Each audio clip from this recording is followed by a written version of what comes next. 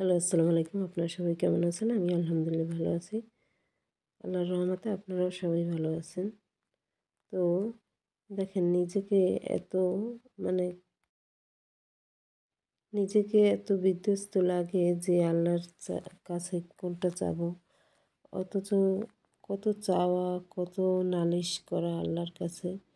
কিন্তু বুঝে উঠছে না যে কি বলবো। অন্তরে থাকলেও চোখের পানিটাই পড়বে। কিন্তু বলতে গেলে বোবা হয়ে যাই। মনের খবর তো একমাত্র তিনিই জানে। কারণ বিধ্বস্ত মনে এত কিছু যে কী বলবো তা বলতে পারছি না।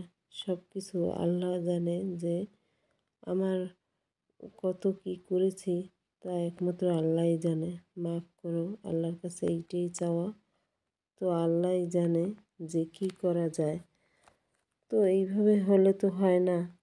দেখা যায় মানুষের অনেক কিছু হয়তো বলে, তো এই বলার কারণে না বলা অনেক কিছু চাওয়া পাওয়া, প্রতিটা চাওয়া পাওয়া সব কিছু আল্লাহ জানে।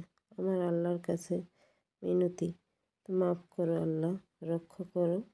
তো আর পারছি না, কারণ ঘুরিয়ে যাচ্ছে ভিতরে ভিতরে। তো একমাত্র আল্লাহই জানে যে আমার মনের ভিতর কি আছে কি নাই।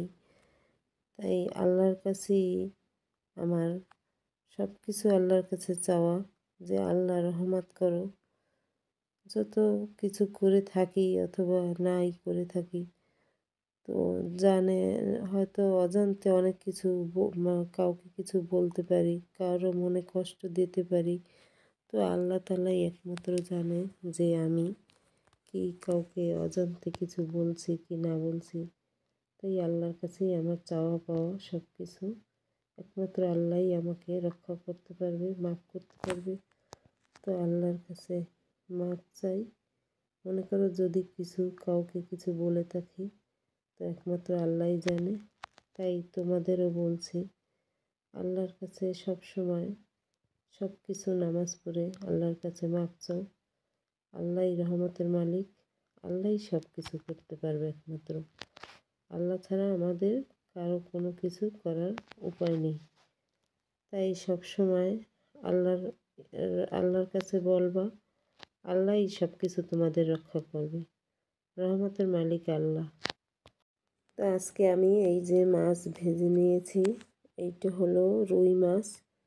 রুই মাছ ভেজে তারপর তার সাথে একটু অন্য কোনো সবজি দেব। তো এই যে জিনিসটা রান্না করলাম, তো দেখেন আপনারা যে কীরকমের হয়েছে। তো এই যে ধনেপাতা কেটে দিচ্ছি, পাশে একটু টমেটো দেব, কারণ টমেটোটা আগে দিলে সিদ্ধ হয়ে যায়, তাই এই রকমের ভেজে নিচ্ছি। একদম শেষে ছোট ছোট করে কেটে তারপর দেব। তো এই রান্নাটা এইভাবে করাটা ভালোই হয়, একটু টমেটো দিয়ে ভেজে নিলে। আর ধনেপাতাটাও দিলাম। তো এই রকমের রান্না কে কী রকমের করেন জানাবেন কিন্তু কমেন্ট বক্সে। আল্লাহ হাফেজ।